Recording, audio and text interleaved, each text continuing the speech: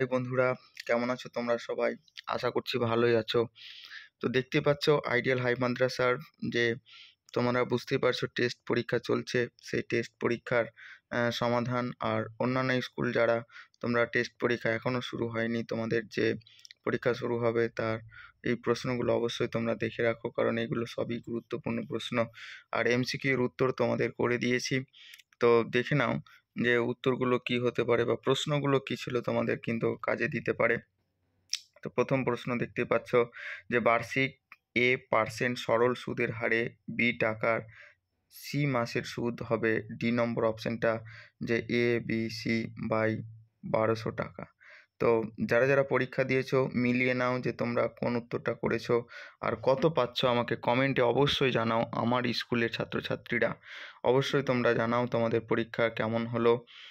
তারপরে দেখো পরের প্রশ্ন, মানে 2 নম্বর প্রশ্ন, যে kx² - 5x প্লাস k = 0 দ্বিঘাত সমীকরণের বীজদ্বয় বাস্তব ও সমান হবে যদি k এর মান বি নম্বর অপশানটা +-5 এর 5/2।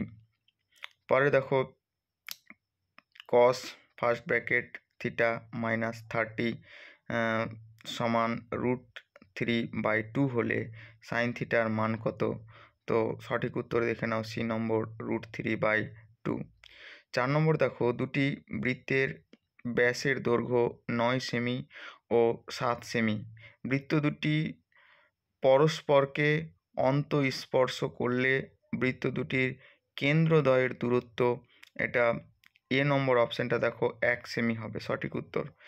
5 নম্বর দেখো একটি ঘনকের সমগ্র তলের ক্ষেত্রফল 384 বর্গ মিটার হলে ঘনকটির কর্ণের দৈর্ঘ্য কত? তো এটা সঠিক উত্তর একেবারে দেখে নাও যে সি নম্বর অপশানটা যে 6√3 মিটার। পরের প্রশ্ন দেখো যে 6 নম্বর, যে u1 = x1 - 30/10, তারপরে সামেশান FFI = 50 এবং সামেশান FIUI = 25 হলে -x এর মান কত? তো এটা সঠিক উত্তর দেখে নাও, বি নম্বর 35। পরের প্রশ্ন দেখো নিম্নলিখিত শূন্যস্থানগুলি পূরণ করো। তোমরা কি লিখেছো অবশ্যই আমাকে জানাও তোমাদের কটা ঠিক হচ্ছে। পরের প্রশ্ন দেখো 2-এর 1, যে বার্ষিক A% হার সুদে B টাকায় 1 বছরের সরল সুদ ও চক্রবৃদ্ধি সুদের অনুপাত কত হবে? উত্তর সঠিক উত্তর হচ্ছে 1:1।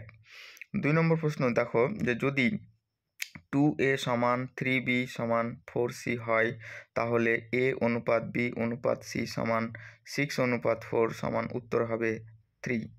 পরের প্রশ্ন 3 নম্বর দেখো সাইন থিটা যোগ কস সেক থিটা = 2 হলে সাইন 2025 থিটা যোগ কসেক 2025 থিটা সমান কত হবে?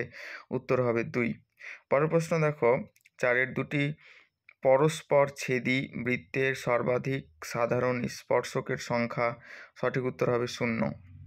তারপরে দেখো পরের পেজে যে 5 নম্বরের, যে একটি নিরেট অর্ধগোলকের ব্যাসার্ধের দৈর্ঘ্য 2r একক হলে সমগ্র তলের ক্ষেত্রফল কত হবে? এটা সঠিক উত্তর হবে 12 πr²। পরের প্রশ্ন দেখো 6 নম্বর, ক্রমযৌগিক পরিসংখ্যার লেখচিত্র বক্ররেখাকে অজাইব বলে।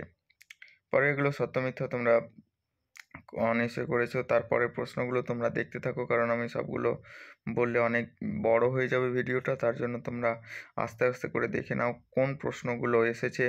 তোমরা কোন প্রশ্নগুলো ভাবছিলে, যারা অন্য স্কুল থেকে দেখছো তারা কোন প্রশ্নগুলো ভাবছিলে যে আসতে পারে, এসেছে কিনা, বা তোমরা যেগুলো ভাবছো সেইগুলো প্রশ্ন এসেছে কিনা, বা তোমাদের পরীক্ষা কেমন হতে পারে এই প্রশ্ন দেখে তোমরা একটু আন্দাজ করতে পারো বা আইডিয়া করতে পারো। এখানে দেখো সবথেকে গুরুত্বপূর্ণ যে জায়গাগুলো কমন পাওয়া যায় সেটা হচ্ছে 9-এর, 10-এর আর 11-র জায়গাটা দেখো। প্রমাণ করো যে কোনো বৃত্তের একটি বৃত্তচাপের দ্বারা গঠিত সম্মুখ কেন্দ্রস্থ কোণ ওই চাপের দ্বারা গঠিত যে কোনো বৃত্তের কোণের দ্বিগুণ। তারপর 2 নম্বর দেখো পিথাগোরাসের বিপরীত উপপাদ্যটি বিবৃত করো এবং প্রমাণ করো।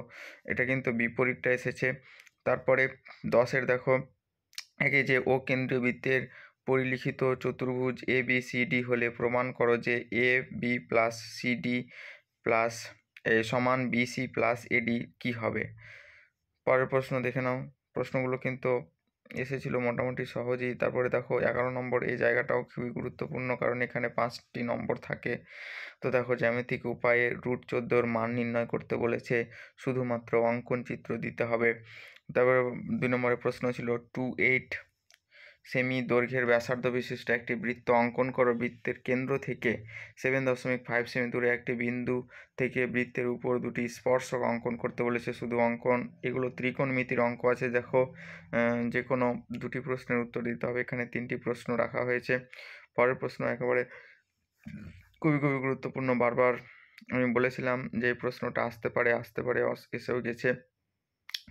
তোমরা দেখে নাও তোমাদের সাথে বা তোমাদের ধারণা কী ছিল যে কোন ধরনের প্রশ্ন রাশিবিজ্ঞান থেকে আসতে পারে। দেখে নাও রাশিবিজ্ঞানের কী কী প্রশ্ন এসেছিল।